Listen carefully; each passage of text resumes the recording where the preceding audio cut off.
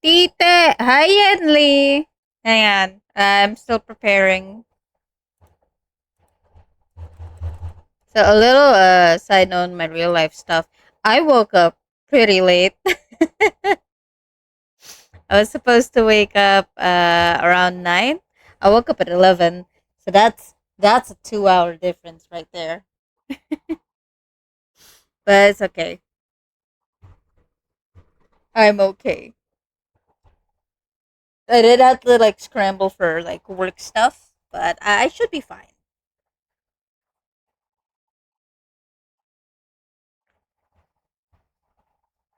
How are you guys? Something fell. My mouse fell. Oh shit. No worries, take your time. I'm playing Wua at the moment. How is Wua?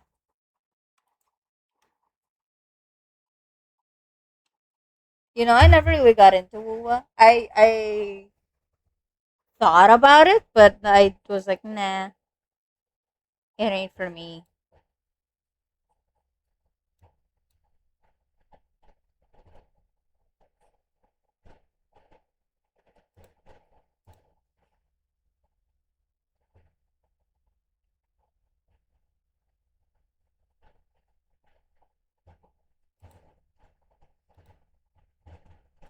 Let me try to fix these docks.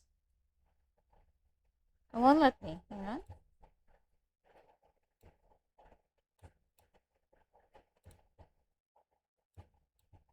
Wow, it really won't let me. Okay. Oh, what if I do this instead? Yeah, that's better. Okay.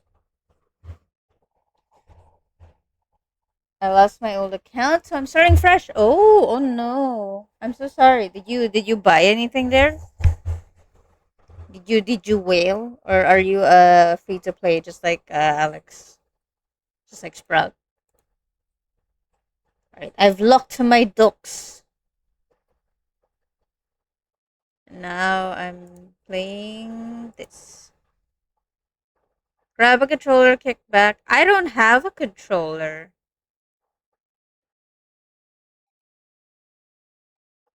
But alright. Okay.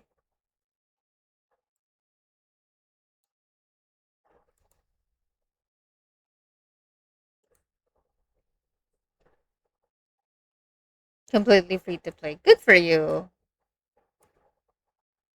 My logic is if I have the money, why not, right? Which is a very dangerous way for me to live. Because I'm always like, if I have the money, why not, right? Okay, let's. Where is the transform? This is the easiest way to like fit to screen.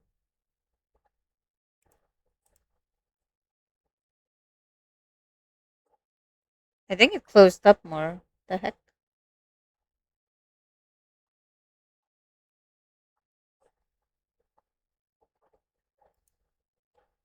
Center to screen? Yeah, that's not fit to screen. That's all the way to the screen.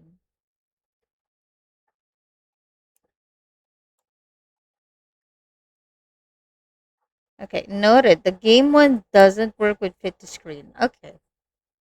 Then let's go with the game sounds. Hang on. I feel like my game is on.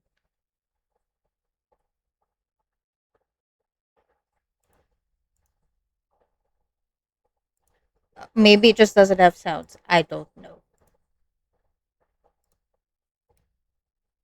Where is it? This one. This one should be it. All right.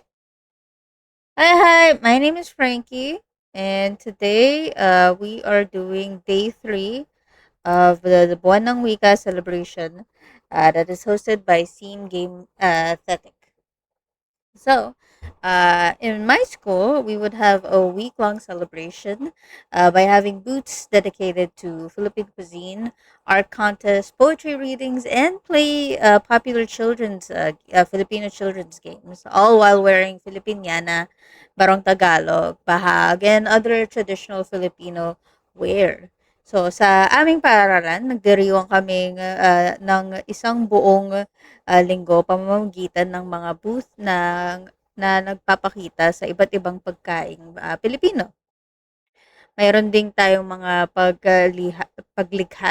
sahan sa sining, pagbasa ng tula, paglalaro ng larong pambata tulad ng patintero, langit lupa, ice water, if you guys ever played that.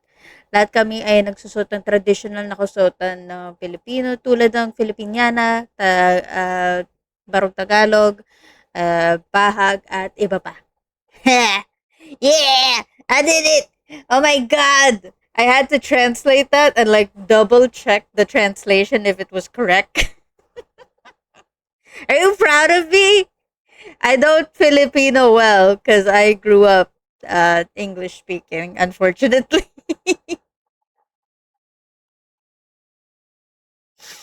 You guys proud? I did it. I did it. All right. So we are playing Infected Love, the Fatal Experiment. This was developed by Eros Game Studio 79. This game is where a high school turns into a zombie-infested battleground. Love may be the most vital way to survive. All right. So, sa larong ito, isang eto ay Infected Love, the experiment. This is ginawa to ng Eros Game Studio 79. Sa larong ito, isa kang high school student na nasa lugar ng labanan at yung I don't know, yung pag-decision mo magmahal is the only way para mabuhay ka. There we go. Yeah, I did it. That one, it was more on like my head. Oh, congrats on this on the stream streak. Hey, thank you for your first redeem and show me a sign. Yeah. All right. I got way too excited at the fact that I Filipinoed. I Filipinoed, ma'am. She's not here right now. But are you proud? Welcome. Please choose your preferred language. English. Language set to English. Oh, there's the sounds.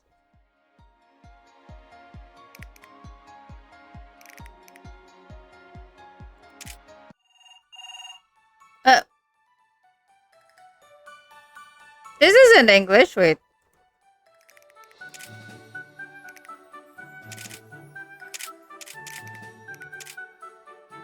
There we go. I need 2 more for my 15-day streak. So, okay. Well, I'm gonna stream tomorrow. That file, Amao. Yeah, I selected English. How dare. The alarm screamed into life, into the room. Sunlight filtered through the curtains, illuminating the messy, cramped bedroom of a typical high school student. Please enter your name or leave it blank to use Haru. I want Haru. I want Bun. Bunny. Rabbit. Conejo. Conejo!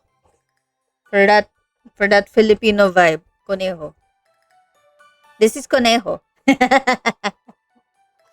Dang, you have to be in love to survive in this game? Well, I'm certainly... No! Yeah, I don't think you have to be in love. I think you just love. I think that's the whole premise. Like, yeah, you just have to show your love. Like you guys. I love you. Conejo is much better. Conejo!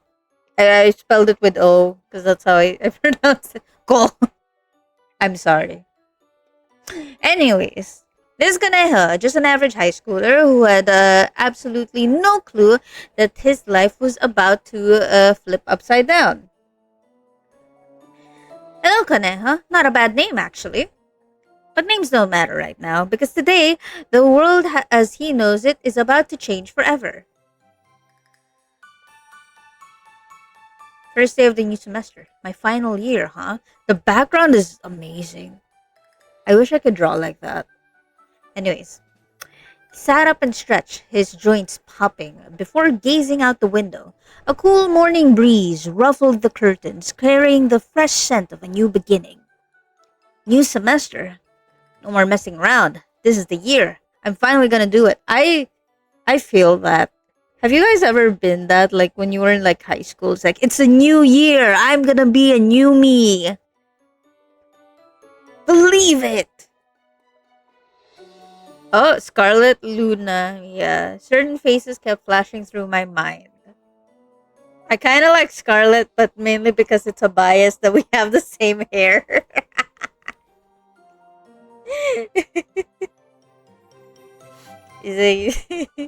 She just needs that one long streak for that A-line bob. But overall, it's the same hair. Scarlet.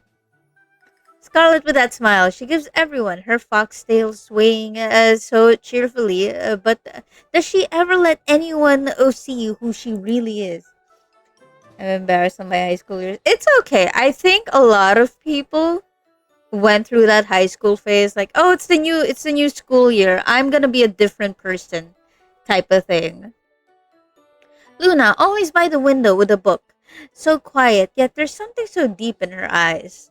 Okay, now I'm leaning towards Luna because that's me in high school, always on a book or drawing.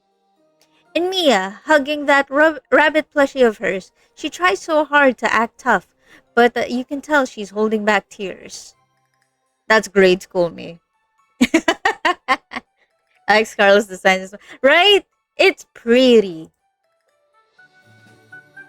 My goal is to get closer, to really understand them. No more just being friends. Oh, you're planning to hit on 3 women? That never goes well for anyone. He grinned to himself like an idiot, grabbed his bag, and dashed down to the bike rack. Tires humming on asphalt. The wind against his face. The sky was still painted with the faint orange of dawn. The perfect backdrop for starting of something big. In front of Social School. As he cycled past the science building, something caught his eye. A strange green light pulsating from the ground floor window. Along it with it came a muffled screech of metal cutting and his hiss of welding. He squeezed the brakes, slowing his bike to a crawl. A frown tugged at his brows. Why am I speaking like a narrator from a documentary? We see him in his natural habitat. Anyways, working this early, seriously? But a massive no entry sign and a yellow barricade tapes blocked the way. He shook his head, sighing, and pedaled towards the main entrance instead. Arriving at the front gate, he slammed the kickstand down, locked his bike, and marched straight for the gym like a man on a mission. The gymnasium. I stepped inside, my heart doing a little drum roll. My eyes scanned the crowd. Where are they? The 3 girls I need to see. Again, they're not making me like you. Conejo's kind of a dick. Alright, first day of the final year. I'm ready. Let's go! And away we go! As I made my way through the halls, a familiar bell-like laughter drifted through the air. Ara! Oh my god. Ara, it seems that the semester is going to be quite entertaining, isn't it? There she was, Scarlet, surrounded by admirers as usual. Her fluffy foxtail swayed rhythmically behind her, hypnotic, almost mesmerizing. Indeed, it is thrilling. I'll be sure to give it my absolute best. Oh, what about the sports festival? Any plans for this year? That the Eros. Let's just say I'm cooking up something special. Perhaps something a little unconventional. Her eyes glinted mischievously as she spoke. Whatever she's planning, it's definitely not boring. Suddenly her gaze locked into mine. She flashed a sweet, knowing smile. Thump, my heart skipped a beat. Ara, if it isn't Conejo. Good morning. Good morning. Nice day. Very bright. Great weather. Conejo, you seem awfully excited for the first day. Is there something special on your mind? She tilted her head, her sharp eyes scanning me like she was reading a book. Well, I do have some goals, but asking me like that feels like I'm in a job interview or something. That doesn't sound like an ordinary goal, or perhaps it's a matter of the heart. Her tail swished softly, the mysterious smile of hers. Does she know? It feels like she can see right through me. I can't exactly tell you that right now. See you in class, I guess. No worries. But if you ever need advice on understanding people, remember that I'm always happy to help. Is that flirty enough? I'm not sure. I hear beeping. Hang on. Let me check.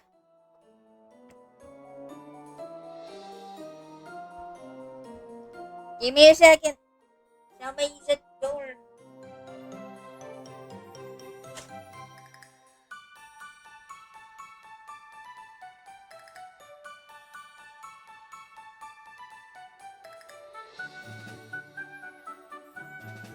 You're fine.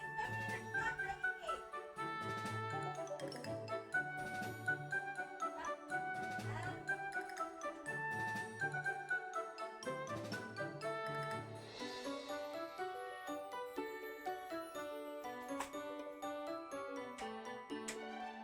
Yeah, be right back.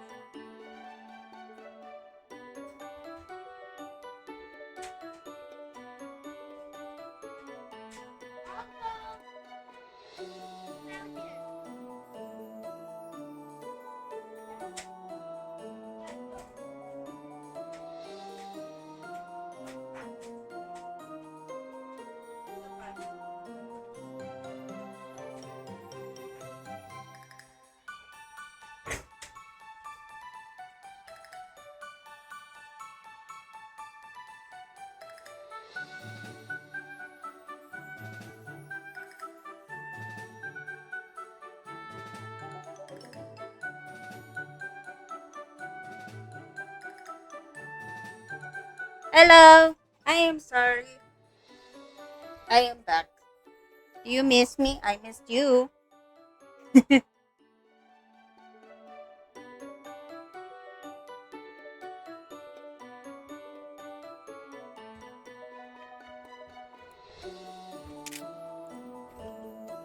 Alright, let's save. She gave me one last look before turning back to her friends. Man, her charm never fails to get my heart racing. Near the bike racks beside the building, not far from the gym, he spotted Mia. She was standing amidst a group of friends, her large bag overflowing with snack boxes. With a cheerful smile, she handed the cookies out to everyone, immediately pushes his way through the crowd to reach her. Oops! This snack box is... I can't do the high voice, hang on. The snack box is so heavy. She struggled to lift her oversized box. It was clearly too heavy. Her rabbit plushie clipped to her backpack almost slipped off. Mia, whoa! Let the hero handle this. He rushed forward, bracing the box just before her whole body could tumble over. Ah, yay! Thank you so much, Kaneha. I made way too many. I made way too many. I hope everyone likes them, but I'm actually really nervous they won't taste good. A faint blush appears on her cheeks, but of the nervousness, her cat's ears twitching restlessness. Her cheeks flush with nervousness, and her cat ears twitch erratically. Oh, I skipped that one, sorry. As she leans, lowering her voice to a whisper, as if sharing a huge secret. I found the recipe in an old book in the library. It was written in a strange language, but I once translated it, and it was so fascinating. It said it would make anyone who tasted it feel happy.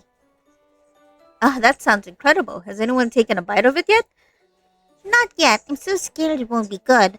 But if Kanea wants to try it, Why would you bake something and never try it? That's weird.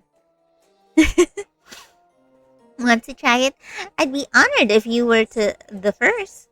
Mia watched him bated breath, her eyes sparkling like stars as she waits for his opinion. Exactly. Wow, amazing. The sweetness is perfect. But there's something strange. The taste makes me feel warm and cozy and happier, just like you said. Oh, really? I'm so happy. That means the secret recipe really worked. Her cat ears twitch rapidly in joy. But wait, why is there that strange, intense glint in her eyes? What is she thinking? The school pathway was quiet. Soft sunlight filtered through the leaves and streaks. As he walked beneath the trees, he noticed something. Someone sitting alone on a bench. It was Luna. Instead of reading her usual books, she was staring intently at the science building. Her cat ears. Are they all cat women, or it's? Are there like two cat women and one fox? It was Luna. Instead of staring at a book, she was staring intently at the science building. Her cat ears perked up, listened for something that only she seemed to hear. Luna, good morning. Hello. She briefly met his gaze, then immediately turned back to stare at the science building. Are you staring at something? Is there anything weird happening? That sound, it's getting louder. It's coming from the science building. I don't know what it is. Her cat ears twitched sharply towards the science building. Since I got home last night, I've heard construction noises all night long. Oh, that's annoying. Strange noises? Huh. It's probably just construction. Luna, it's probably construction, Luna. I heard it to this morning when I cycled past.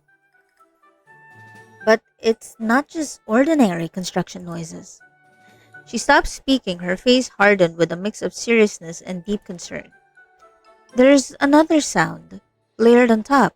I hear cries like a creature, but not human, not animal.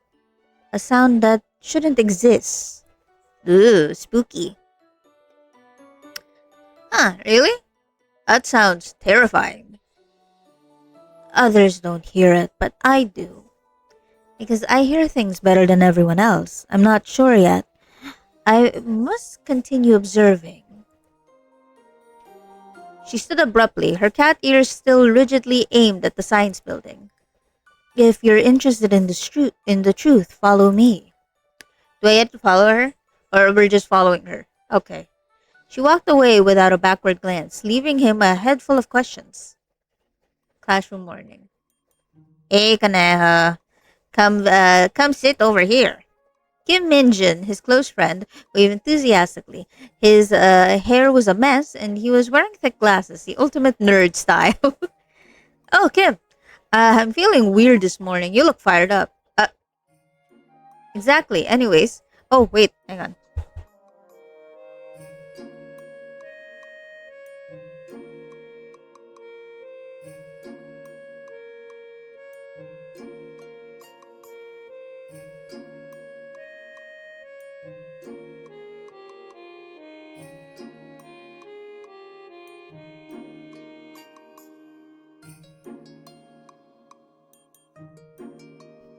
There we go. Alex, the child had his friends over, and I told them no. They have to play outside. They have to be proper boys. Anyways, exactly. Anyways, how's your project going? What stage are you at now? You really do ask weird questions, but I love it. It makes me feel like our big dreams aren't so crazy after all. He immediately pulls a flash drive from his bag, and his eyes practically gleamed with excitement. What? Why is it double clicking? Hang on. Awesome. That's incredible. Uh, what kind of stuff can this school detect, Kim? Kim's words made him pause. He glanced at the three girls sitting in the different corners. Notice all seemed worried about the exact same thing, those strange noises from the science building. Are we not going to get an explanation why we only have three cat girls in the class? Alright. Kim's words made me turn to look at the three girls sitting in different corners, but everyone seemed worried about the same thing. Mia sat by the window, looking pale and glancing nervously outside. Luna sat silently at the back, her face grim, turning to look at the door occasionally. As for Scarlett, she sat at the front of the classroom, looking the calmest, yet occasionally discreetly covering her ears with her hands. The bell shrieks. Mr. Anderson walked in, clutching a briefcase. If that's not a supervillain, I don't know what is.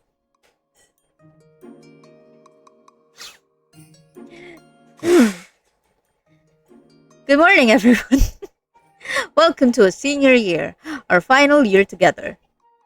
A cheerful chorus of greeting erupts from the students throughout the room. I'll be teaching your science classes this year, and you are all very lucky. We're getting a brand new cutting-edge lab. A new lab, Mr. Anderson? Seriously? It sounds like they've put a massive investment into it. I haven't seen any pictures. I wonder what it looks like inside. A buzz of excitement and curiosity filled the air. Everyone was whispering about the rumored lab. A new lab? Huh. That sounds so fun. I wish I could try making new snacks and recipes in there. Do not cook in a lab. This is a PSA for somebody who used to work in a lab. Do not cook in the lab. Snacks in a laboratory? My, how intriguing. You might just find a flavor so unique that one bite is enough to last you the rest of your life. Don't think about food. You should focus on studying first. Settle down, everyone. He chuckled softly, raised a hand for silence. This lab is a special project, you see, done in collaboration with an external company. There was a knock on the door, and Principal Care poked her head in. Her bright, dazzling smile instantly hushed the classroom. Excuse me, students, and Mr. Anderson. Oh, there's another cat lady. That's nice. Excuse me, students and Mr. Anderson. I just stopped by to deliver some good news. Yes, Principal. Is the news you mentioned about the lab? Yes, the Vortex Helix Corporation has successfully built the most advanced research lab beneath the science building, and the construction finished just in time for the new semester.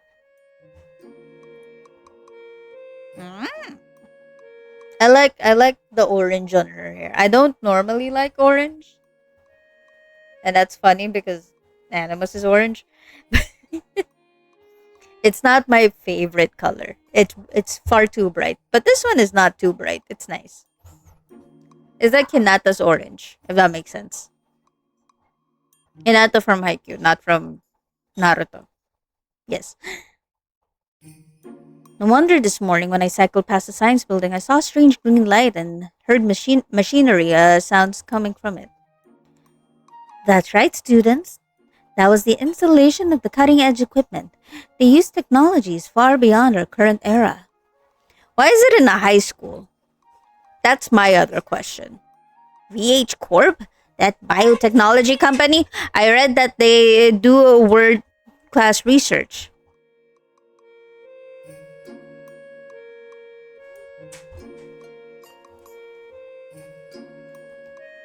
Hey Kim, seriously? I thought they were some ordinary company. Don't tell me they're crazy scientists and they're making weird stuff like zombies. Oh no, he's giving us spoilers for this game. Your imagination is always wild. But if that did happen, we have to quickly find weapons to defend ourselves before the school. Oh no, they're giving us a premise of what we should be doing later. Hearing the students' laughter, Principal Care offered a gentle smile before explaining further. As the tension in the room eased with laughter, Luna turned to look at the teacher and the principal with deeply suspicious eyes. Tonight, will there be strange sounds again? Oh, the noise? That's all finished, dear. The installation is completely done. There won't be any more sounds, just the workers moving their final equipments out. Even after hearing the sounds with a perfectly reasonable explanation, Luna still looked on the suspicion as if her instincts screamed that something was still not right. She narrowed her eyes towards the window again. Her expression remained unchanged, but her cat ears twitched slightly. Luna, you've been staring out the window for ages. Are you hearing something again? Don't.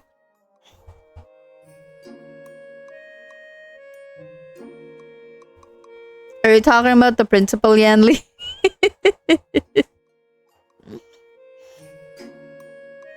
Don't look so stressed. It's the first day of the semester. You should be more cheerful. Oh, I made some snacks to share something. Want to try some? Yes. Okay. Just making sure, Yanli. I don't know. Suddenly, Mr. Anderson's voice grew louder, pulling the cat's focus back to the front. It's truly extraordinary. They are specifically interested in developing technology for educational purposes. That's right. You're all incredibly fortunate to be the first to utilize such cutting edge technology. All right, I won't disturb you any further. Good luck, everyone. She finished speaking and exited the room with her usual radiant smile. All right, everyone, open your books to page 12. Today we'll begin the chemical reactions. Oh, he's teaching chemistry. This final year, I'm going to make the girls in the class look at me and think, wow, he's amazing. I'll make it all happen. Again, not making me like the main character.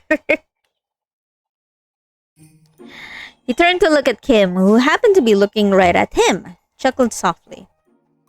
You're pretty lost in thought, aren't you? So, you're genuinely planning for the future? Or did your mind just wander to a certain someone? Hey, keep it down. This is a top secret mission, you know. But yeah, exactly. I might seem like nobody right now, but this year the entire school won't be able to take their eyes off me. Just you watch.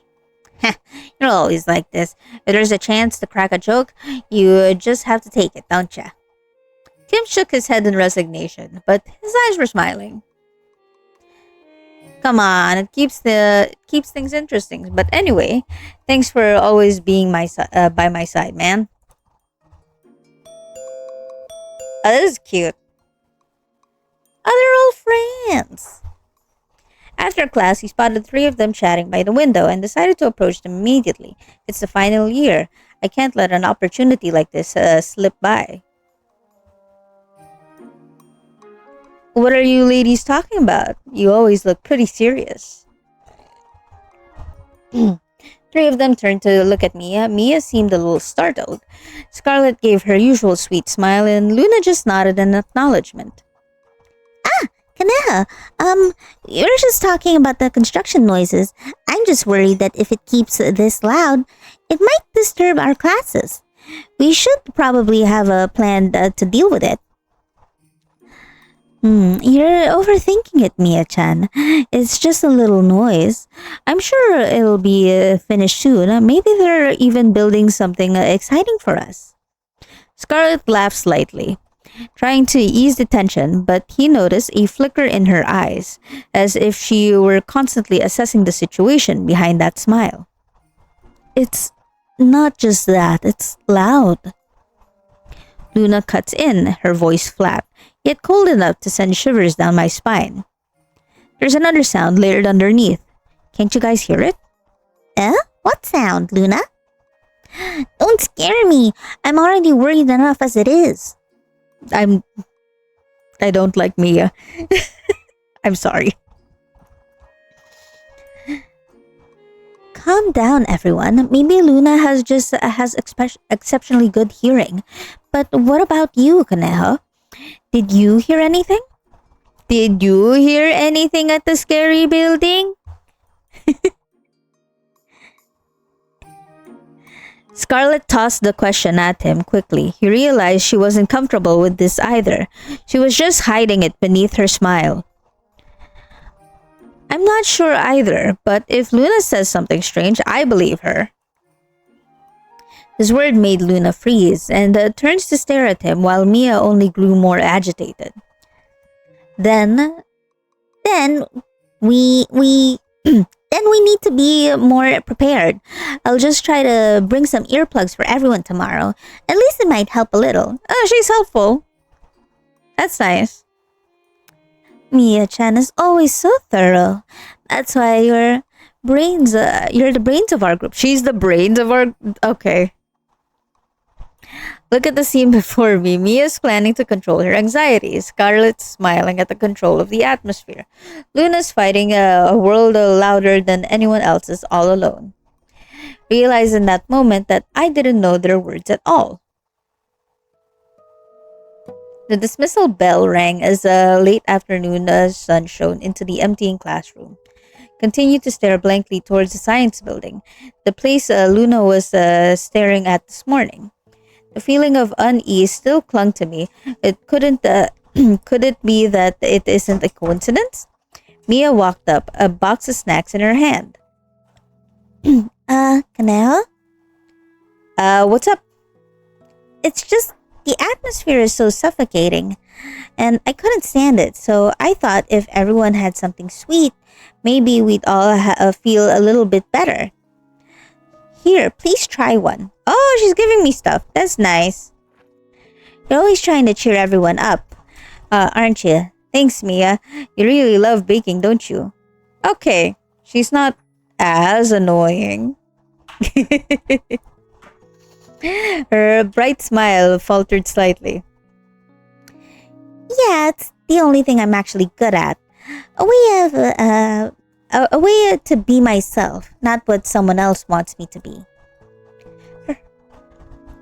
Her voice trailed off into a whisper. Then, as if snapping out of it, she shook her head vigorously and plastered her usual smile back on. No, forget it. Forget I said that. I just love seeing everyone happy when they eat delicious food, that's all.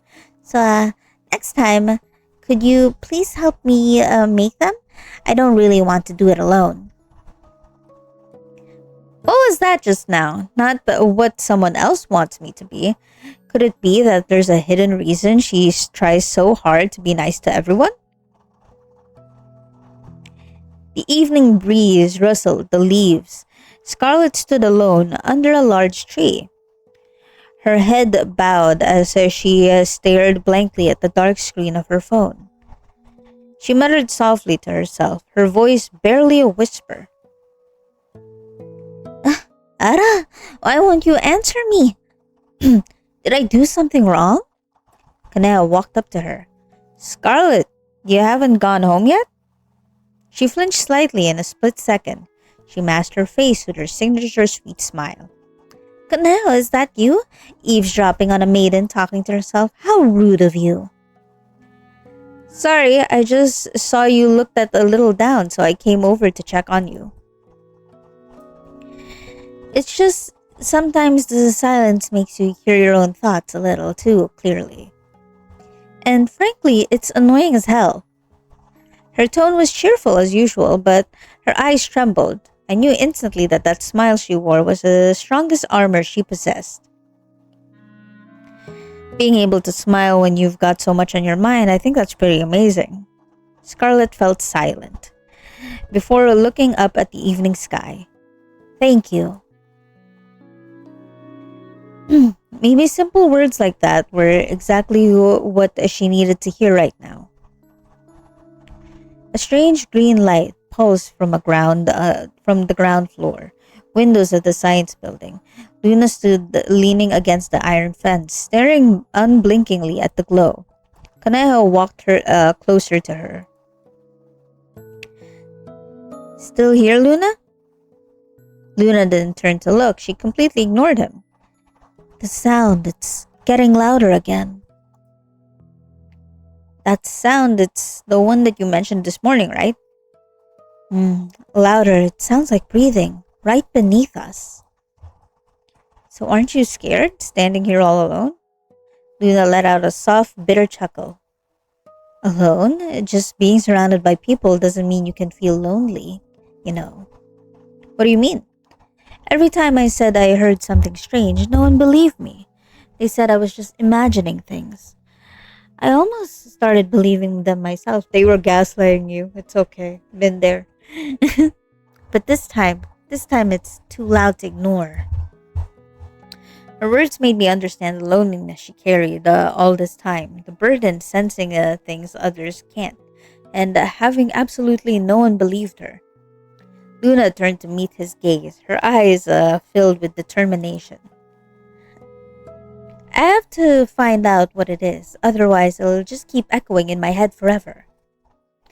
What was that sound? Shh, keep it down. Quiet, it's still nearby. Oh, tone change. A fragile smile, a soft thank you, and a whisper in the dark. We had no idea that these were the last fragments of our peace, before something beneath our feet awakened to devour everything. The beginning of silence. Even though the semester started days ago, he was still sleeping like usual. The sharp cries of the alarm clock echoed in the silent room, as if it were the only sound left in the world. Conejo peeled his eyes open, visions would still blurry from a restless night. He sat up, leaning back against the headboard, and groggily rubbed his face. Cold sweat beaded on his temples for no reason. His eyes shot out, grabbing his phone. The screen flashed to life, 6:30 a.m. The white numbers glared back at him, frozen as if time itself had stopped. 6:30? That's way too early than usual. Did something wake me up? Something wrong? He glanced at the window. Even through the drawn curtain, the soft morning light managed to pierce through the bright and clear. But the silence was unnerving. No birds chirping. No more traffic. It was as if the world itself had simply stopped breathing. The strange, suffocating quiet made him feel like he'd forgotten something vital. I feel something's off, or am I just losing it? Maybe I'm overthinking. He scrambled out of the bed and stumbled into the bathroom, bracing himself against the sink to look at the mirror. A pale face stared back at him, his eyes hollowed and weary like he hadn't slept in days. A knot of unease tightened in his gut. He decided to dress quickly and head straight to school. The whir of the bicycle tires was a lonely echo on the empty concrete. No cars, no people, just him. The silence blanketing the city was so bizarre. It forced him to pedal faster as if something invisible was chasing him. Conejo rolled into the school grounds. The Monday morning air was dead silent. He scanned the buildings confused. Why is it so quiet? Even if I'm early, it's never this dead. He shook his head, trying to shake off the paranoia, and headed for the bike racks behind the main building. He scanned the desolate courtyard. Only a few stray bikes were parked. A handful of classroom windows glowed with a lonely light. Man, it's silent, like a ghost town. Did I get the day wrong or something? A heavy sense of dread began to pull in his stomach. It's probably the early birds. Teachers, maybe a few students, more people will show up. It's nothing. But the anxiety wouldn't fade. He snatched his phone and dialed his best friend's number. Gotta call Kim. He'll know what's going on. That genius nerd knows everything about the school. Call connected, but silence. No signal. Tried again and again, but there was no answer. Why isn't he picking up? That's weird. Kim never ignores me. Tried sending a text instead. Failed to send. The signal had vanished completely. 5 minutes passed. Still dead silence. No reply from Kim. It felt like his last lifeline was slipping away. This is wrong. Maybe Kim's already here. Somewhere with no reception? I tried to stay positive, remembering Kim's habit of camping out of this computer lab early in the morning. He's probably digging up data for some report. He's obsessed with that stuff. But the unease clawed at his chest, pushing him to the walk into the school building. The faint scent of cleaning fluid and the musty smell of old air conditioners hung in the stale air. But far more terrifying was absolute suffocating silence. Outside the computer lab, he climbed to the second floor, his footsteps echoing softly down the long, empty hallway towards the computer lab. Suddenly, shadows appeared. 3 figures standing right in front of the door of the lab. They stood perfectly still, staring straight at him. His heart hammered against his ribs. He froze, thumped. It felt like the time had stopped. Someone else is already here. As he approached, the familiar scent of Scarlett's perfume and Luna's silent presence gave them away. Luna, Scarlett, Mia, all 3 stood motionless before the door as if listening for something. Have you been here long? Not long. I saw Kim's status. He said he was here, so I came to look for him. I didn't expect to run into you here, too. Same here, sweetie. I saw the Kimmy status was active right in this room. I heard typing coming from inside. I think he might have headphones on. That's probably why he can't hear us. Something feels really off today. What about everyone else? Is it just the 4 of us? I haven't seen a single soul. I haven't either. Not since I came walking through the school gates. Besides, it looks like Kimmy's the only one who's checked in. They all turned to stare at the closed door. The sound of typing was relentless, like a machine's working into a frenzy. But it's strangely quiet. Don't you think? Usually Kimmy's talking to himself nonstop. Yeah, and he always shouts in Korean when he gets excited. Like, this is the program I've been looking for. He gets excited easily like a kid. Kimmy is so adorable. He sounds so cool when he speaks Korean. True, but it's seriously weird that he hasn't answered us at all. Luna went silent for a moment, her cat ears twitching. The sound in there isn't just typing. What do you mean? What else do you hear? There's another noise, like chewing or biting, something wet. Eating. Oh, Kim is always hungry. He might be munching on snacks that can't hear us. Possibly, but it's still rude not to answer a lady. A heavy silence fell over the group, the exchange of hesitant glances. Should we go in? If it's really Kim, he might know what's going on in school. scared, but I want to make sure he's okay. Let's go then. I'd hate for my dear Kimmy to be in trouble. Everyone stay close. Be careful. It's 6 a.m. But yeah, it's kind of weird that there's no one outside. A grim atmosphere choked the hallway. The flickering fluorescent cast a cold, dying glow. He felt silent, inching slowly towards the door. Silver light escaped under the door, casting a long shadow. The typing sound continues. He reached out, grabbed the doorknob. It wouldn't turn. Locked. Locked, you say?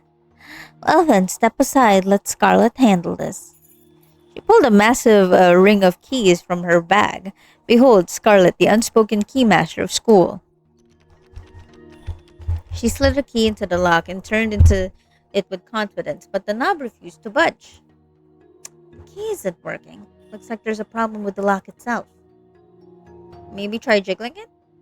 Shook her head gently, flashing a sweet, mischievous smile. No need, I know a little trick. The secret of being vice president is knowing that some keys are made to open doors, even when the world tries to keep them shut. She inserts a different key, twisting the knob, and the door slowly swung open with a loud protesting creak. Instantly, the typing stopped. Dead silence returned, chilling absolutely. Why did they stop?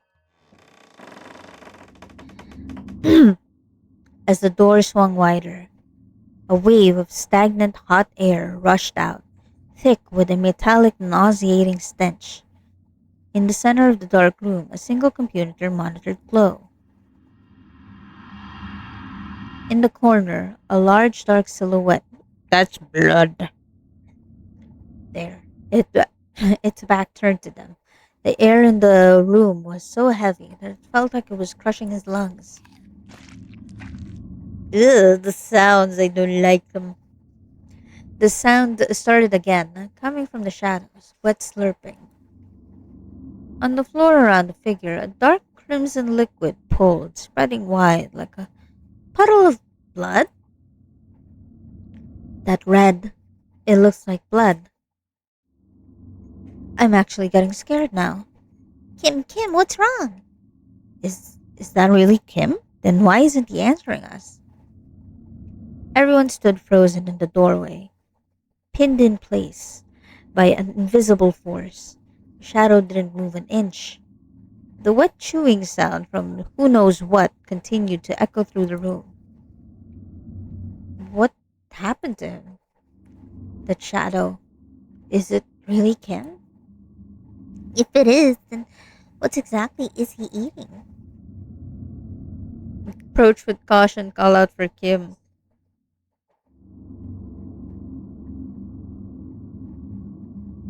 I see blood. See blood? So I search for a weapon first. Wait, hold on. We need to be prepared. Is there anything sharp or heavy around? Anything we can use to defend ourselves? I scan for the area frantically. My heart is pounding so hard that I could hear the blood rushing in my ears. There's a mop, a plastic chair. What do I have to do? Everyone scrambled to grab a makeshift weapon. He gripped the mop, handled like a broadsword. Mia held up a water bucket like a trembling hand. Scarlet wielded a chair like a shield. Luna clutched a small utility knife, here expression of grim. Despite their serious face, the scene was bizarrely comical. A few stifled nervous laughs escaped them before they began to inch forward cautiously. That smells like blood. Yeah, if the game told me it's blood, then we get blood. Then we get weapons. A shadowy figure with its back to them by the corner, shoulders heaving rhythmically. The wet sound of chewing echoed periodically. Thick red drops splattered onto the floor. My heart nearly stopped. Everyone's eyes widened in horror. Their hands shaking so violently, they almost dropped their weapons. I crept closer. The shadow shifted slowly before turning around. It was Kim, who was happily munching on a slice of a whole wheat toast, smeared with bright red jam all over his mouth. Eh? Why are you all holding weapons? Are we fixing something? No one's gonna explain the blood on the floor. Alright. A glob of red jam dripped the toast onto the floor, plopped. In the awkward silence that followed, we nearly collapsed from mixed relief and sheer frustration. Despite the scare, a wave of relief washed over everyone. Kim was safe. You idiot, Kim, you nearly gave us a heart attack. My heart skipped a beat. I thought you were a burglar or something. Kimmy, you scared me so bad, I thought I was going to faint. What a relief. Did I do something wrong? I was enjoying the toast that I bought. Kimmy, you spilled the jam everywhere. It looked frighteningly like real blood, you know. Jam, not blood? I was so scared. I really thought something terrible had happened to you. Hi, Mama. Welcome to the stream. Ah, okay. Work well. Thank you for dropping by.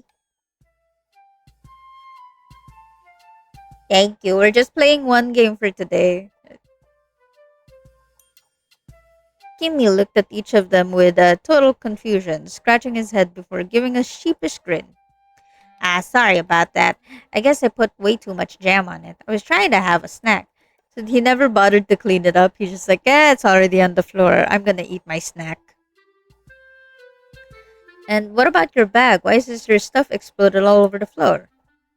Oh, I was looking for something and couldn't find it. I just kind of dumped everything out to check. Also, this has some potential. Trash day. I think I've heard of trash day. If you ever buy me, let me. Okay.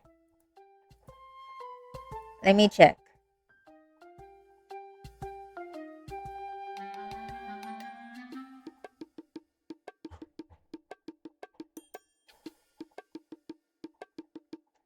Oh, I think I have this on my wish list. I did have this on my wish list. Yeah. He hurriedly scrambled to stuff his belongings back into his bag, so laughing nervously. And you didn't hear us screaming for you? Why was the door locked?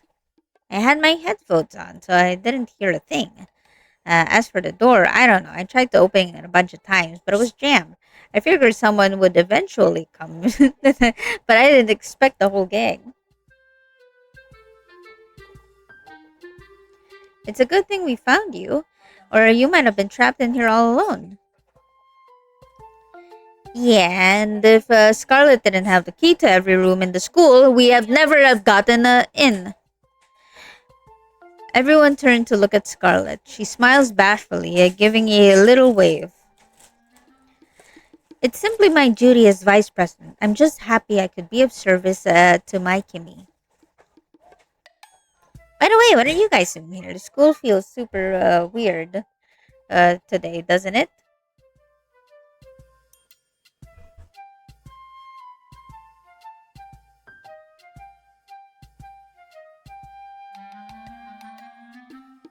I have Cheetos in my mouth. My mom gave me some.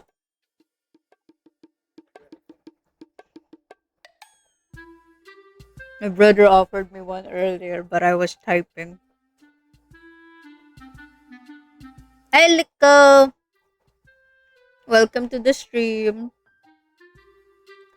By the way, what are you guys doing here? The school feels super quiet today, doesn't it? We were wondering the same thing. I haven't seen a single soul, teachers or students, all the morning. That's seriously weird. Hang on, let me check the school's entry logs. Kim spun back to his screen. His finger. Oh, he's the guy in the chair. Fingers flying across the keyboard. Lines of data that cascade down the monitor. The keycard access system. It's been offline since last night. Not me expecting to chew me out by saying, nuh-uh.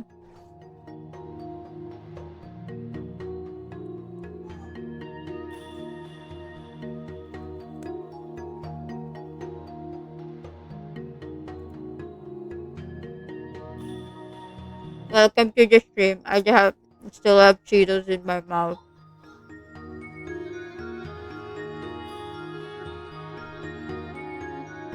Offline? What do you mean?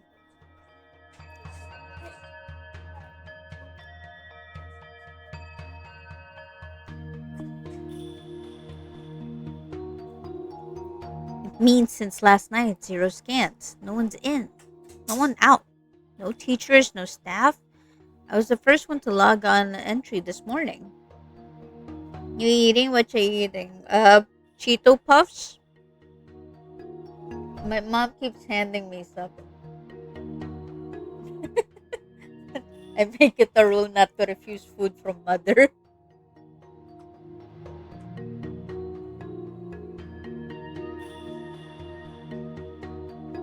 Hi naman, welcome to the stream. Dami niyo.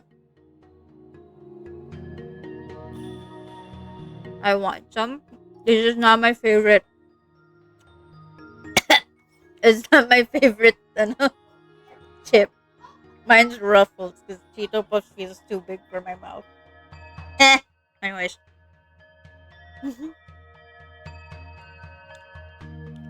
No one entered last night, yet we walked right into the school without issues. That's seriously weird. The front gate was wide open, but the guard booth was empty. If the door is just left wide open like this, does that mean there is really no one to no one here to look after us? Scarlet is terrified. Why are we? There's so many like referring to themselves as a first person. It's weird. This entire situation is totally abnormal. I'm genuinely starting to feel terrified now. Wait a second. Speaking of that, when I got here this morning, the back door, it looked like something had tried to force it open. Seriously, Kim? What do you mean? Ooh, creepy hands. Let's go. He pointed to the rear door of the lab. We all exchanged glances before cautiously approaching it. Look at these cracks. This wasn't a crowbar or a screwdriver. It looked like it was smashed. Like something was pounding on it with insane force until the glass gave way. The glass pane was a spider web with cracks, and the deep gouging scratches surrounded the doorknob. Shards of glass littered the tiled floors, and the metal frame was warped from a heavy impact. A strange, unsettling odor drifted in on the breeze. The scent, it's still fresh.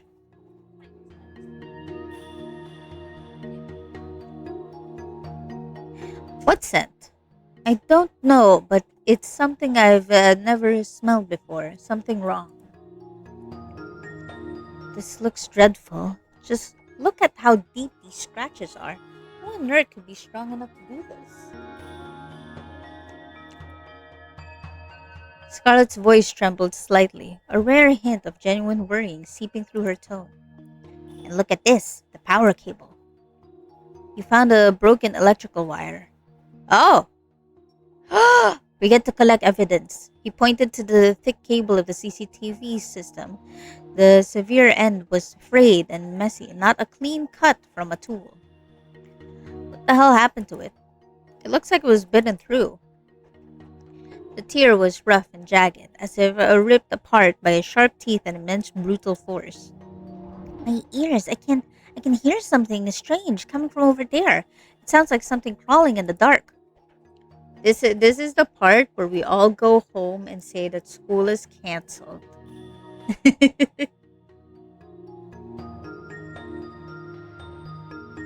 go home to our parents and tell them what we saw. She clutched his arm so tightly, his sleeves wrinkled, her body trembling. I hear it too, an abnormal heartbeat, fast, irregular, like a heart being pushed to its absolute limit. Yippee! No school! Yes, that's the take from it. Her cat ears twitched rapidly, scanning the sound source. Her usual cold hand warmed slightly, and he instinctively took it in his.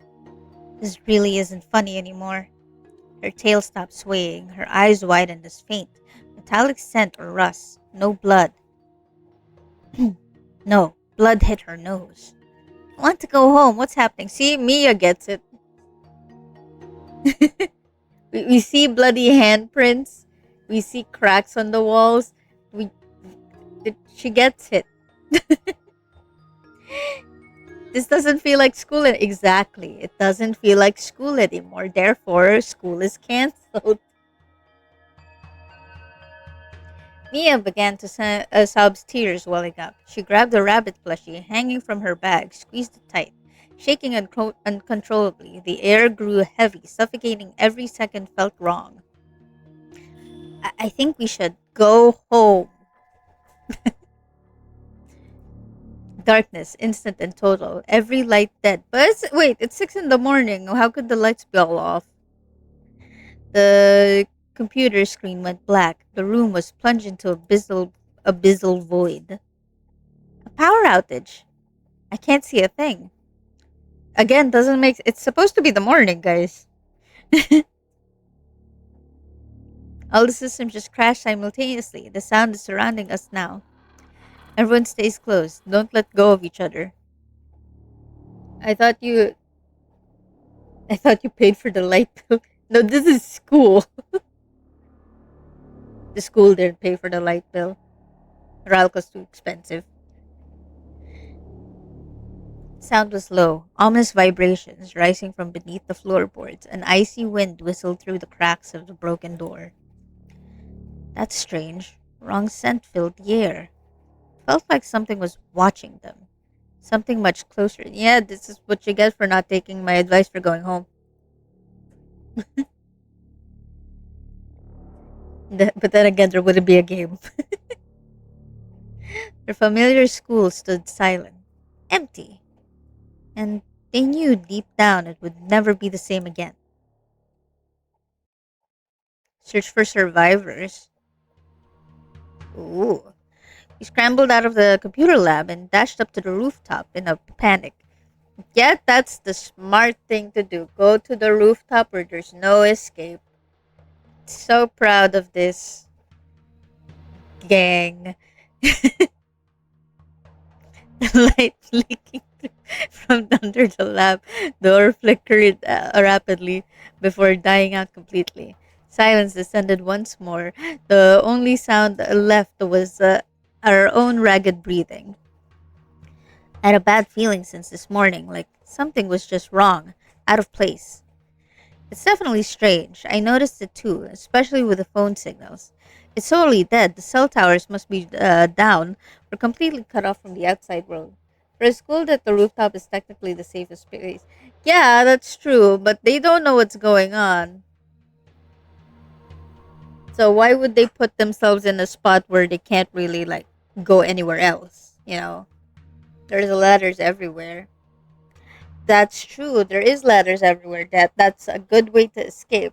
But again, if you're planning to like camp out at the rooftop, there's no food, there's no warmth, there's no shade. Like what if it rains? I'm just saying it's very yes.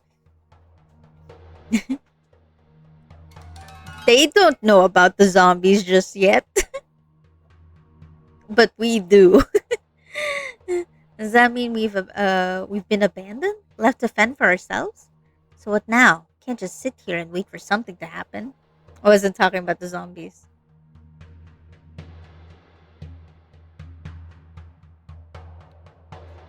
Overall, I wouldn't say it's the safest. But yeah, no, I get it. I get what you're getting at. I think we should look for others. The school is huge. There's no way for it's just the five of us here. That's a good point. I agree. Maybe there are teachers or other students who came in. As for camping, that's a whole different scenario.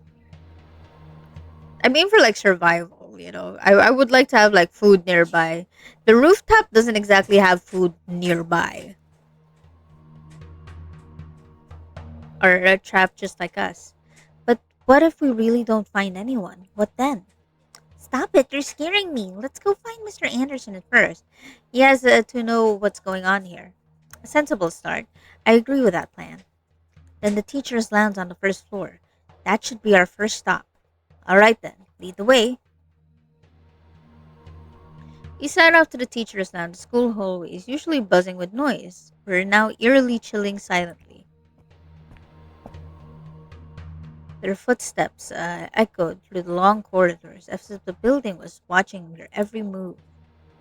It's really quiet. I can't hear the air conditioning humming. Most schools have bomb shelters and water filters reserves.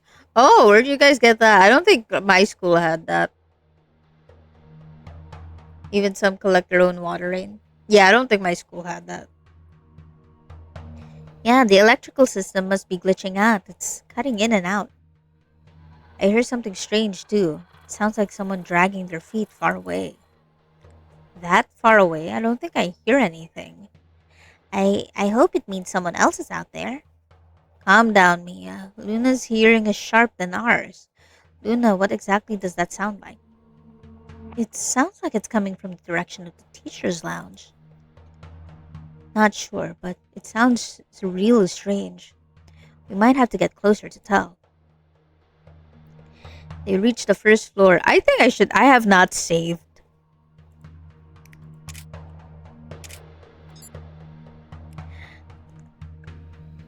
They reached the first floor, teacher's lounge. Did I save? Yes, okay, I did save. Just double chicken.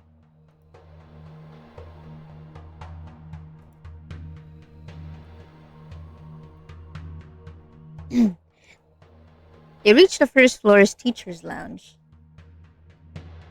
You have double saved. Yes, I did. Just making sure. The door was shut tight, a faint, sickly yellow from underneath, but not a single sound coming from within. It was silent as the grave. I'll try knocking. Mr. Anderson, are you in there? No answer, only a few heavy, suffocating silence. A complete silence went. Well then, Shall we invite ourselves in? I'll open it.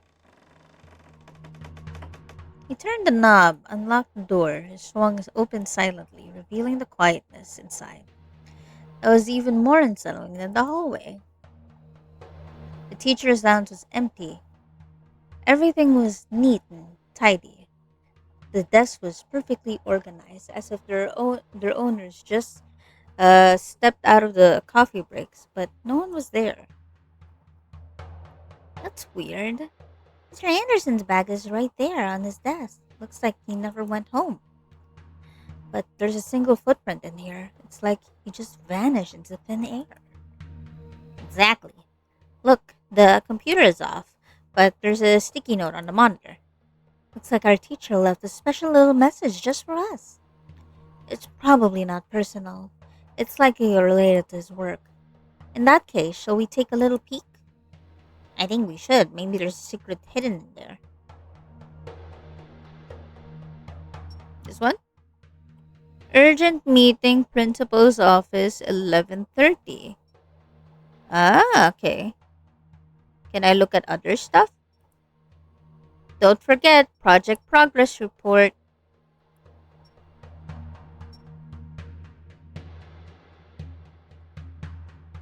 Any more? This one? The car keys on the desk, indicating their owner still hadn't gone home.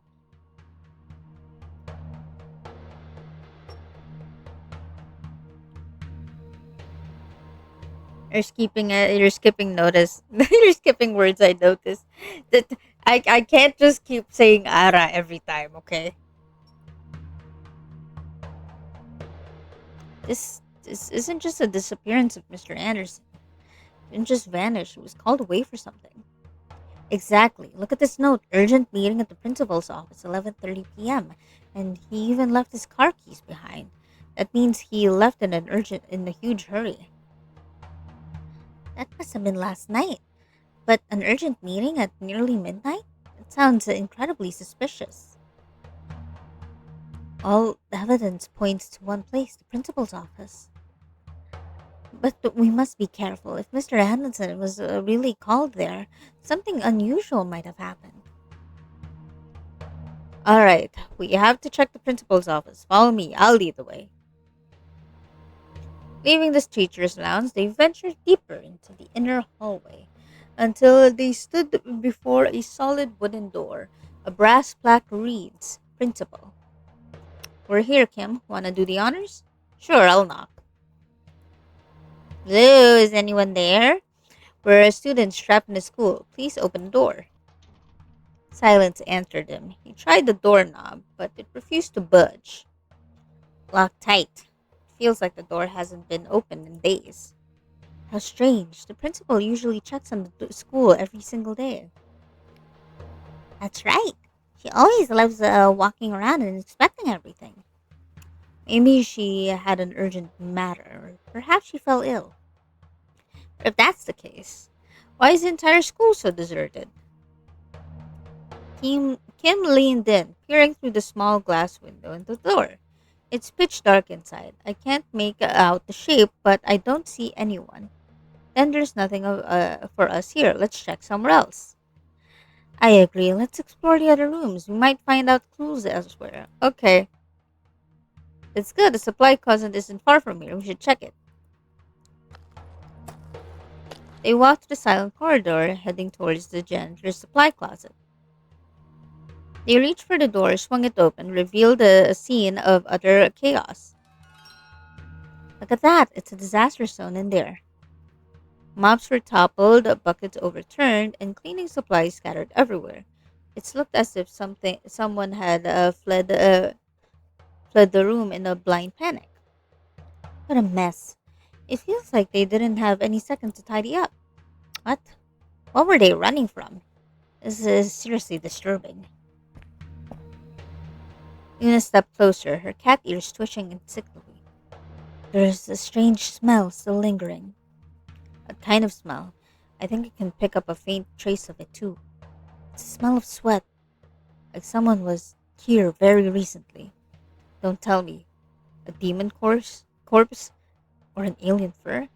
This is no time for jokes. Look at that rag. It's still wet. It means it was dropped just a moment ago. In terms of someone was just here, they just fled in quite a hurry. Oh no.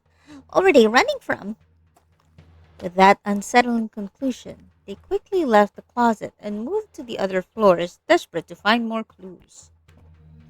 When they reached the usual classrooms, they found the door standing wide open.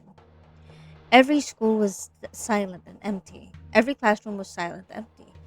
Dust motes danced in the pale sunlight. The only sound was ticking of an old clock down the hall, as if everyone had vanished with a blink of an eye. It looks like everyone left in such a rush. They didn't have any time to pack their things. But where would they rush off to? And why didn't they come back? This is way too weird. Or maybe there was an emergency announcement we might have missed, one that evacuates everyone from the school. Or something chased them out. And is the thing that chased them still here?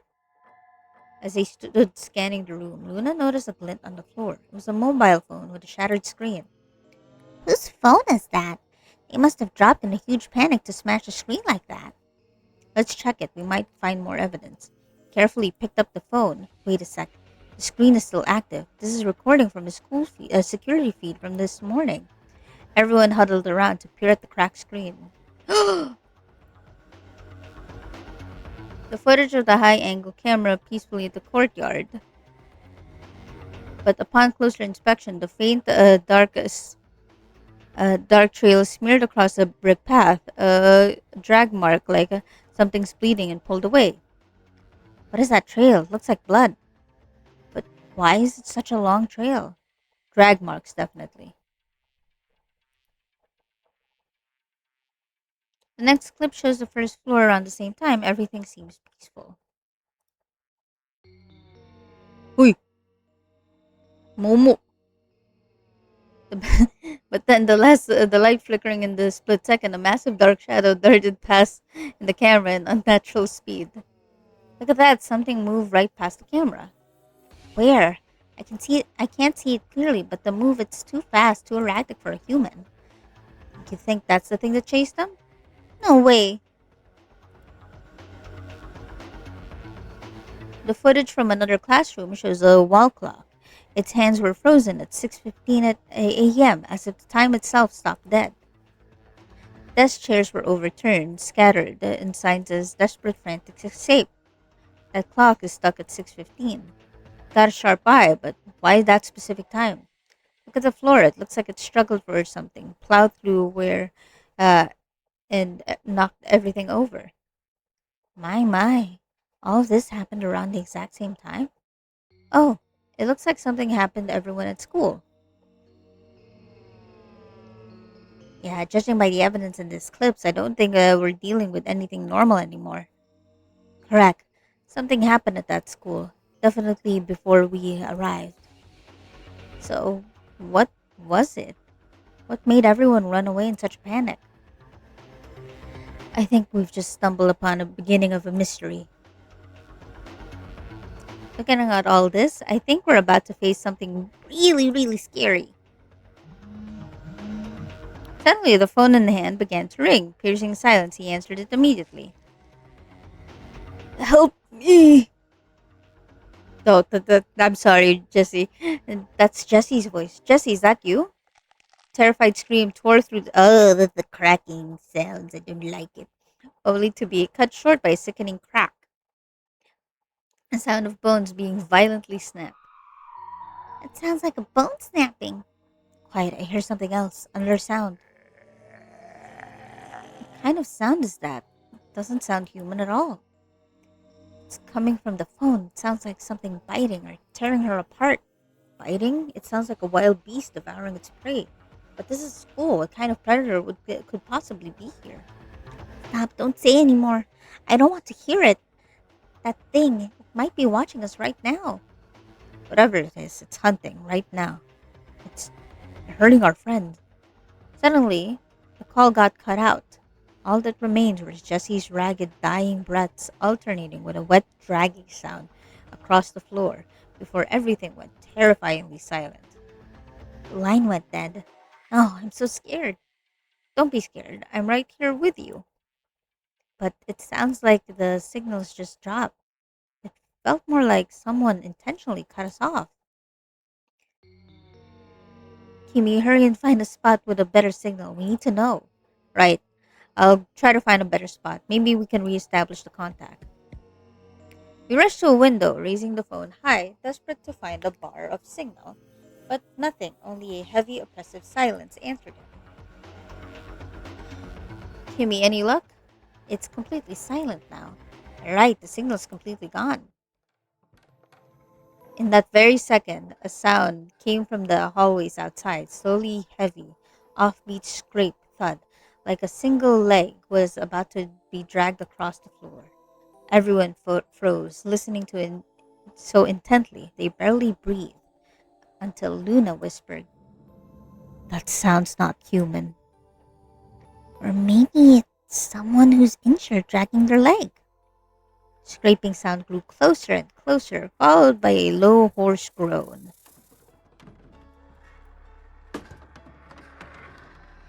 Silhouette lurched into the view. It looked human, but its movements were twisted, staggering in a way that was completely unnatural.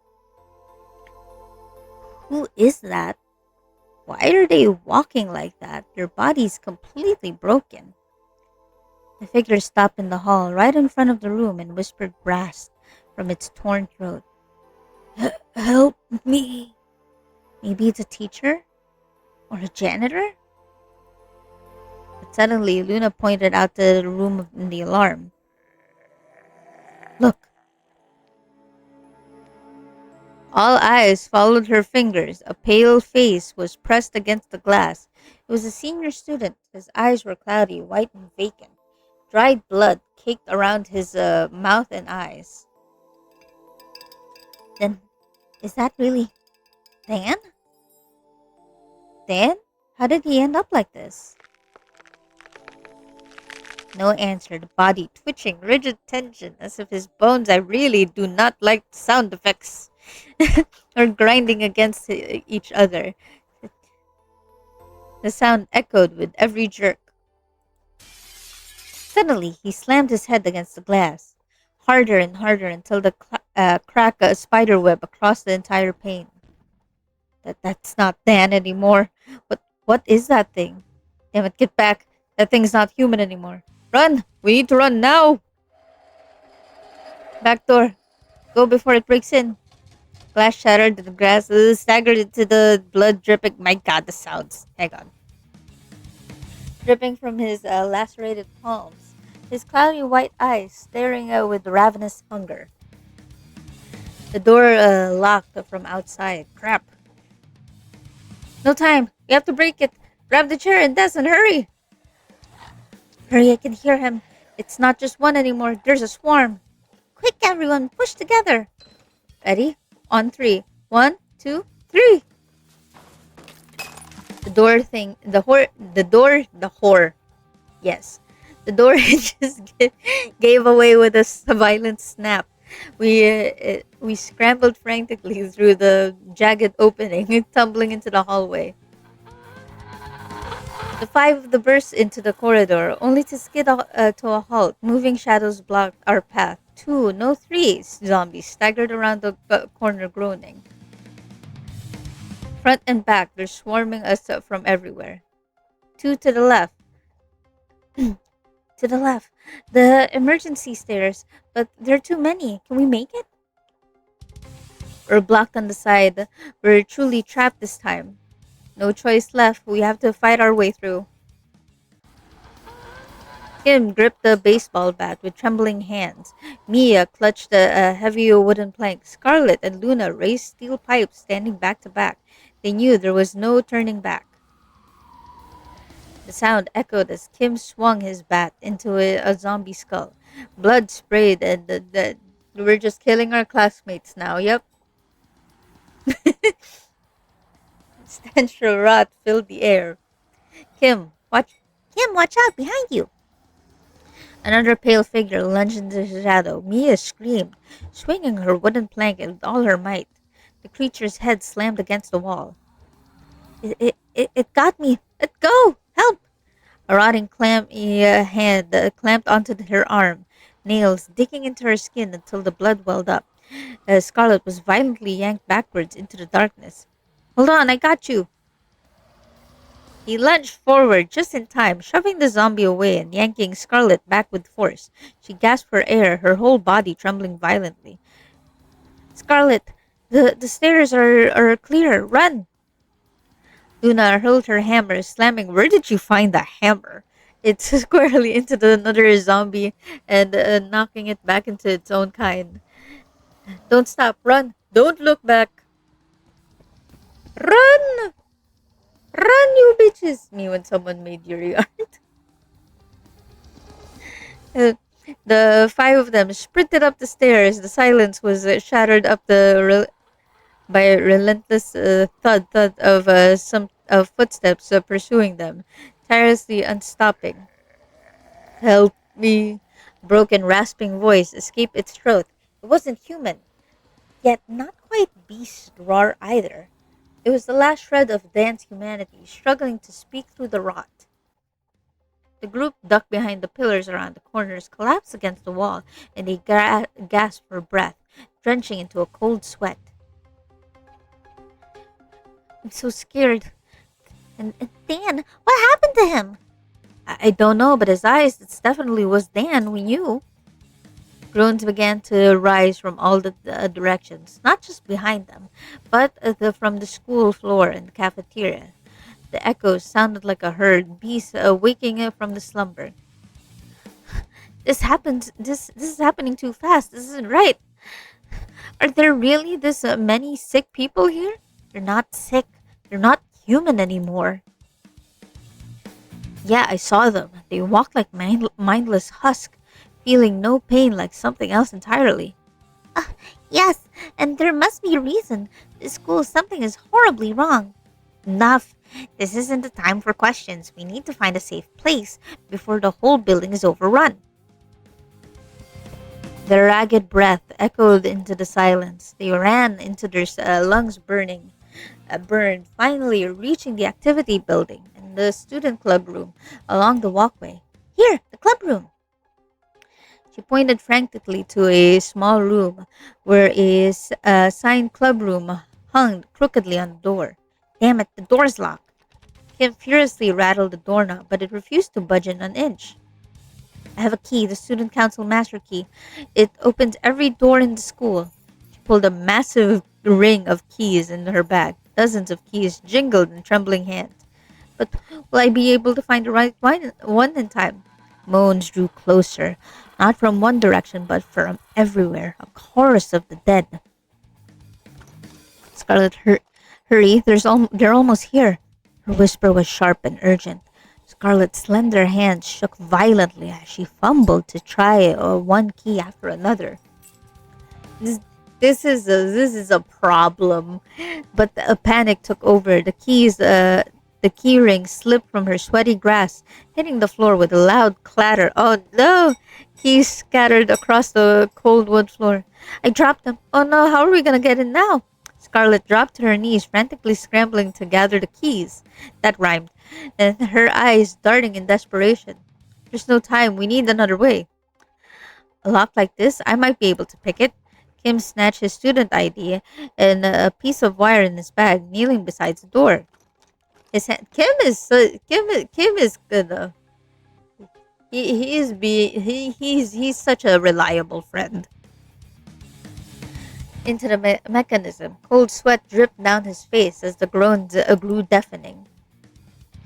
Kim takes out his student ID, a thin wire, to try to unlock the door.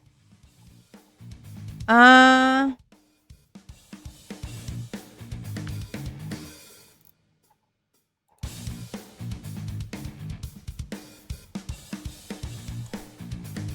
Hey, how do I press? Hello? Press when the red dot hits the green. How do I press?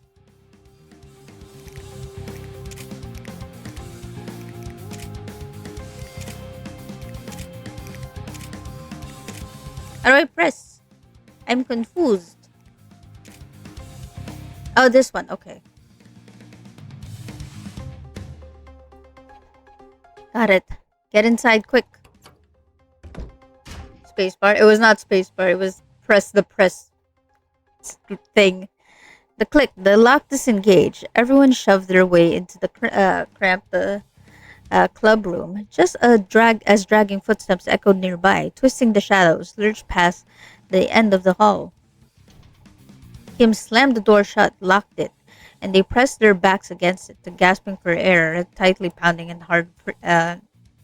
in suffocating silence. Scarlet trembled, tears well up in her eyes. She clutched the keychain tight until it slipped from her fingers again. Scarlet! Luna hissed through his gritted teeth, terrified with the noise to attract the horde.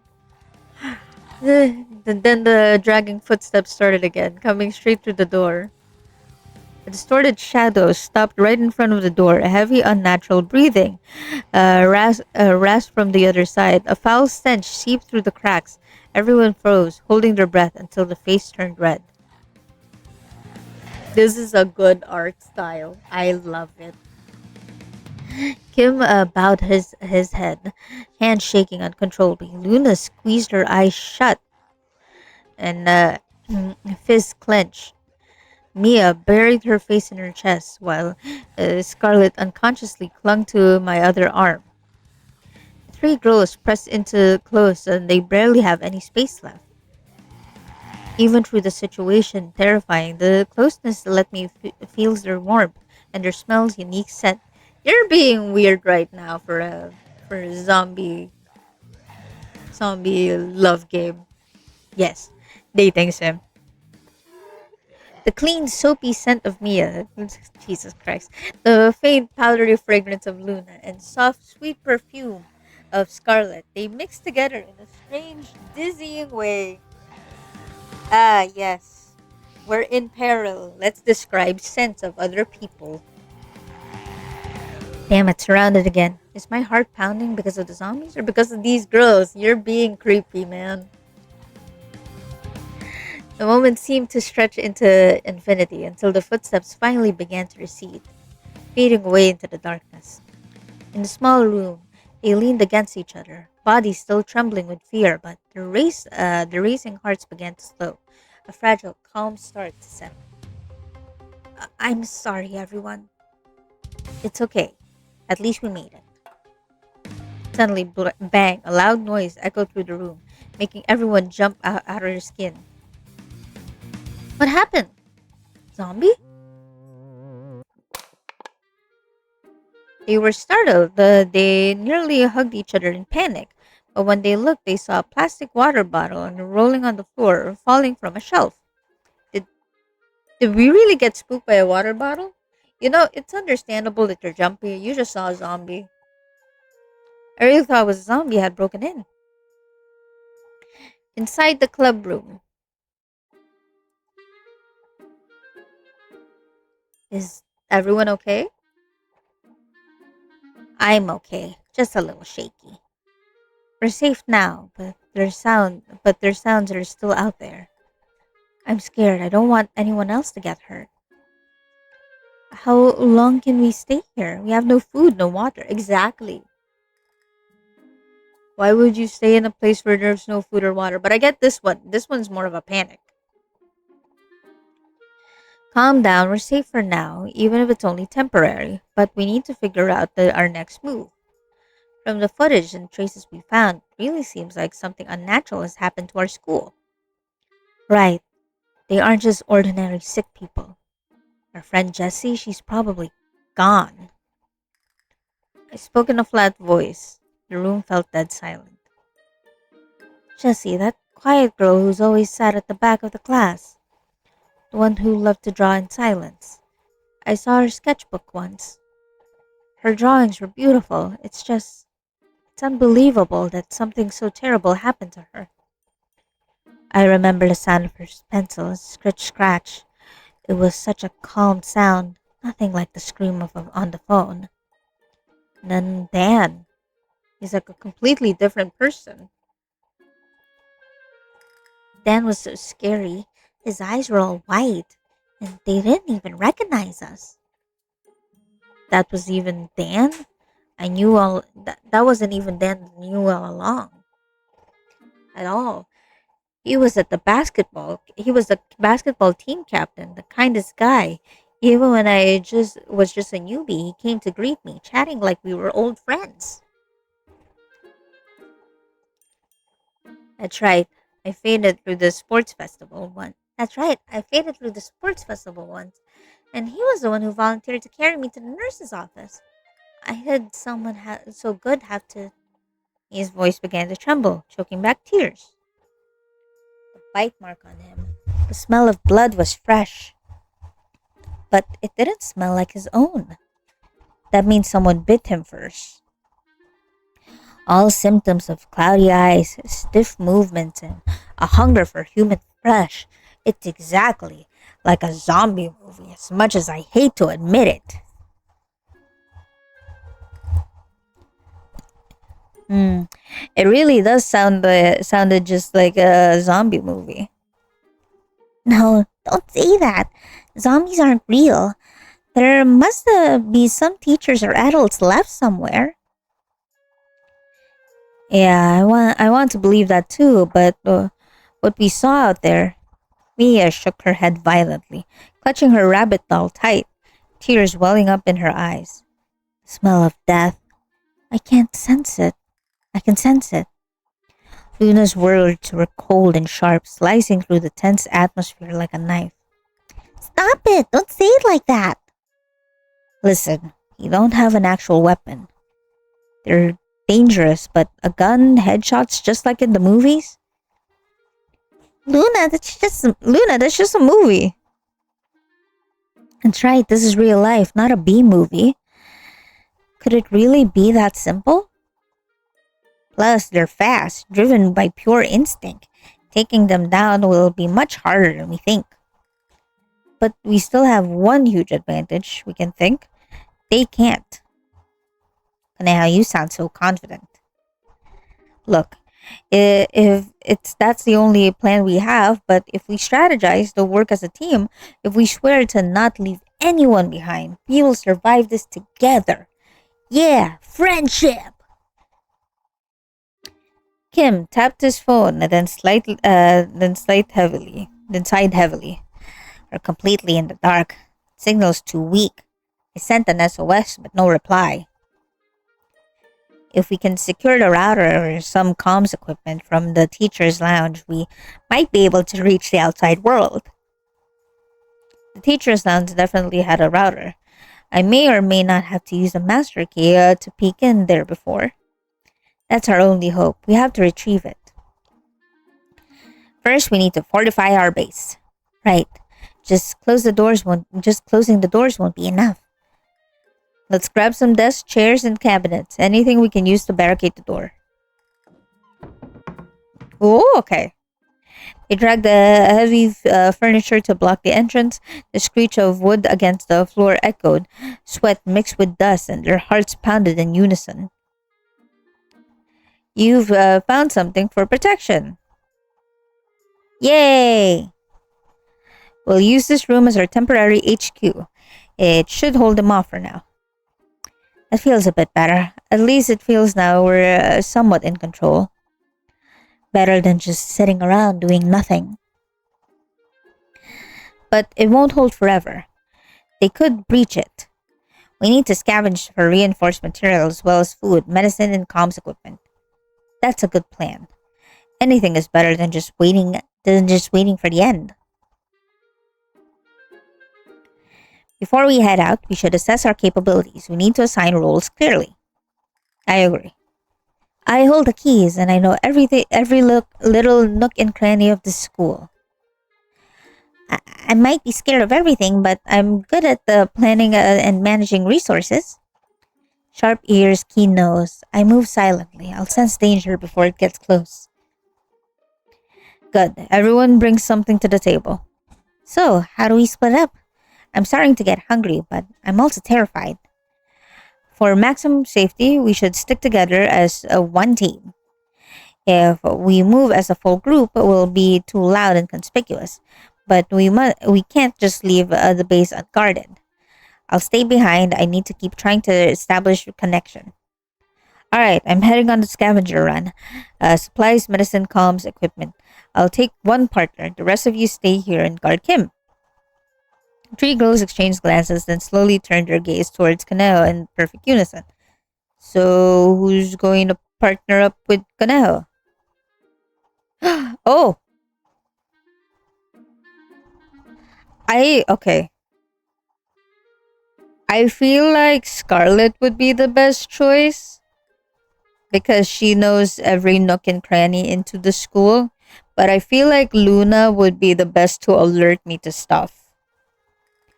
We're gonna be looking for equipment, right? Mia is a lot. So it's between Scarlet and Luna.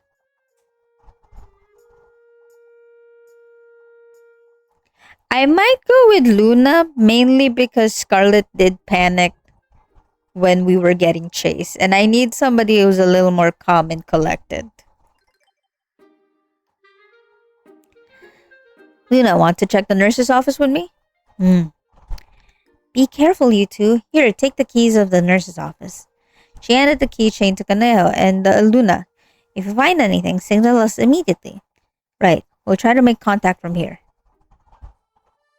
The footsteps of both groups faded into the dark hallways, illuminated only by the erratic flickering of the overhead lights. Shadows danced across the old wooden floorboards, which groaned softly under every step. You're quieter than usual. Are you scared? Used to. Used to what? No one listening, so I don't speak. But I'm listening. Every word you say always means something to me. Luna glanced up, surprised. A faint blush dusted her cheeks. Why are we flirting? Why are we doing this right now? I know it's supposed to be a dating sim, but still. didn't didn't think you cared. I see you in the library a lot. You don't wasted words. But no one's saying known. But everything you say is directed. I like that about you. You think I'm special? Yeah, sharp ears, observant, caring. Even if you don't say much, I see it all. I'm afraid I talk too much. People will get bored. Well, just so you know, I'll never get bored with you. Oh, ah. Okay, that's smooth. He's smooth. She stopped walking, gazed at the floor, her hands gripping the hem of her skirt. What's wrong? Since I was little, my ears always heard more than others. You hear people whispering behind your back, lies, sound no one else can hear. Luna didn't answer. She nodded slowly. Then they're the ones in the wrong, not you. Then they're the ones in the wrong, not you. I just felt something was wrong, so I warned everyone. And that's exactly what makes you important. Luna looked up at her and gaze softened. Thanks. Her cat ears twitch adorably. Their ears twitch like that. It's kind of cute. Shut up. But it's true. But that one is not as smooth. Luna's cheeks flushed red and she looked away. Suddenly, Luna froze. Her eyes perked up, twitching. The air temperature seemed to drop. The old clock on the wall. It slowed as if time itself was grinding to a halt. Something's coming. What? Is it them? The sounds dragging grew louder, followed by the heavy rhythmic thud of the multiple footsteps. It sounds like Dan, but there are many more of them. Damn it, this is bad. The nurse's office is right there. Come on, Luna, move. They bolted towards the nurse's office, the eerie shuffling footsteps hot in their heels. The door swung open easily. Inside, the room was bathed in the dim red glow of the emergency light. The sharp sting antiseptic hit them instantly. Safe, at least for now. I have a bad feeling something is wrong here. You too? I feel it. It's like the school we knew is just gone. And her strange smell mixed with the antiseptic. Whatever it is, we need to grab the supplies and get out of here. Luna took a deep breath with her expression darkened. Okay, let's go at the desk. Disaster zone looks like someone was frantically searching for something.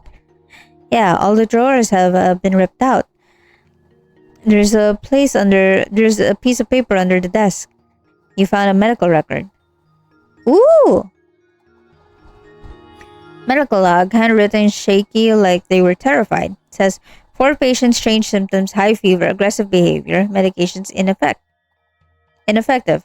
And look at the bottom. Flee immediately. They've changed. They are no longer human. 4 patients, that means with the ones we encountered. Were the patients here before they turned into that? Smell of blood strong under bed. Ah, look, scratch marks. Found scratch marks under the patient's bed. Oh, they look like fingernail marks, but that's unnatural, as if someone was desperately crawling away from something. Or maybe they were dragged underneath. Possible, and look there, a strand of hair caught in frame, brown and fairly long. A woman's.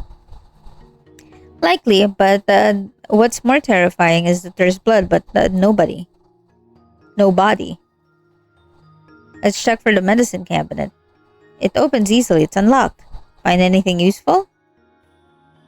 Found some medicine. Correct. Paracetamol, antibiotics, bandaging, but a lot of critical stuff is missing. What kind of drugs? Strong killers, morphine. It looks like someone looted the place before us. You mean whoever escaped took them? Exactly, and if they need morphine, they must have been badly injured. Suffocating silence descended the room. They turned to face each other, exchanging looks of grim understanding. I think we finally figured out what happened here. It all connects. The missing medicine, the attack marks, and the patients in this log. And the scariest part is, whoever took those drugs are the people mentioned in this note. They might all be one of them by now. Suddenly, the scraping sounds dragged through feet return, echoing from just outside the room. Something slammed violently against the door. Hungry. The smell. Where is it? Rush to the emergency exit, try to open it, attempt to block the entrance and desk. Block it first? Quick, Luna, help me push this desk. It's too heavy. It's not strong. I'm not strong enough. Pounding a glue, deafening bang, the wooden door shuddered, though violently, splinters raining down. They're breaking in. What do we do now? It's too late. The door is giving way. Oh, are we dying? We're dying. Oh, what a sickening snap. Wood doors collapsed and sending the desk flying against the wall. The zombie headed down slowly, its mouth agape and revealed yellow blood stains before letting a bone-chilling roar. No way. Nowhere to run, nowhere to hide. The lunge of the razor-sharp claws. The light flicker died.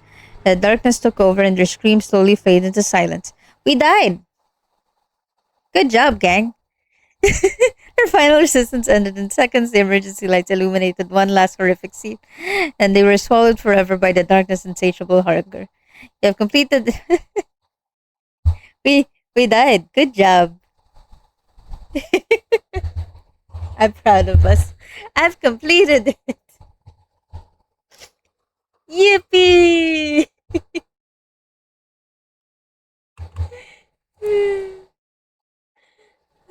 Unacceptable running game code. Couldn't find the end of the episode. Oh, okay.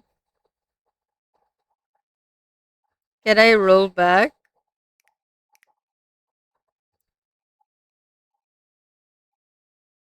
I just quit. There we go. Oh, we're in the darkness now. Good job. Where's the just chatting? Yippee! We died. Okay. Anyways, that was good. That was good storytelling. I feel like this is the type of games that would be very interesting to play with. I don't know, play on stream.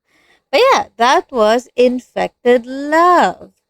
So for those of you who are just joining in, we are doing the Buwan Ng Wika celebration.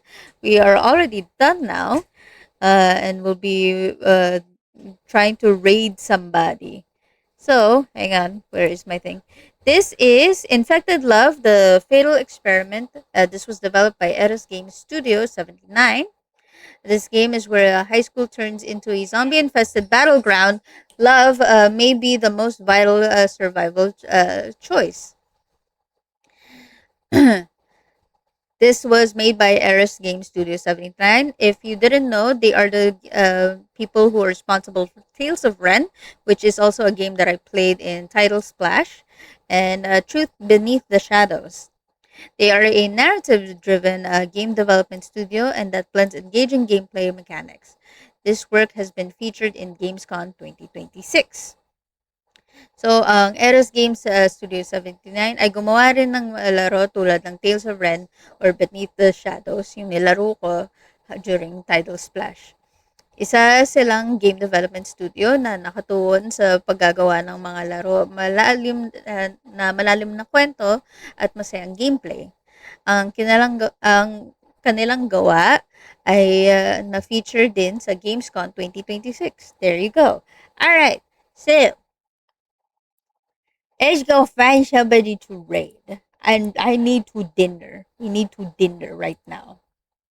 But first, let's find somebody who is doing the Buwan Ng Wika celebration. Because you guys also need to check out more narrative games.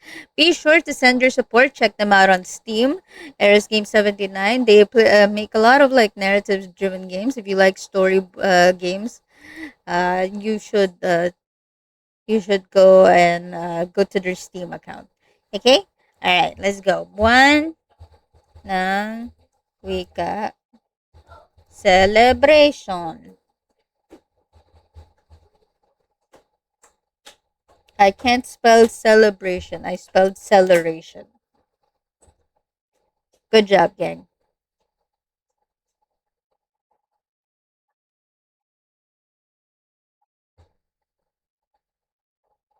Ah, I found one. Okay. It looks like. Alright, we are rating Sodium Exposure. They are playing Red Rebellion, which is a game I played yesterday. And if you want to check that out, it is in my YouTube. So if you are not sub, that is perfectly fine. Here is my raid message. And if you are sub, thank you so much. This is my sub raid message. You get a cute little Frankie heart emote that you get to use. And that was made by, I forgot, I think Gigi Banana made this one. Alright, let's see the name. Sodium Exposure.